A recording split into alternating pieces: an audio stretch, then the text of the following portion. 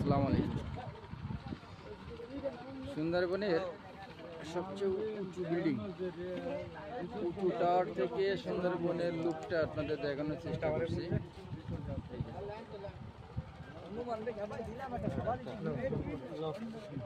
এই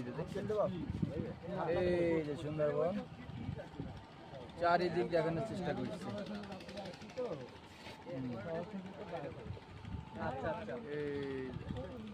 ভাই ক্যামেরা এই সাইডে তো চলছে রে বাত এই বাইকে হয়ে গেছে রে বাত এই যশোর থেকে পার হয়ে খুলনা শহর পার হয়ে চলে আসতে হবে। মংলা বন্দর আছে না, এই মংলা বন্দর পার হয়ে চলে আসতে হবে, একেবারে শেষ সীমানা আর কি।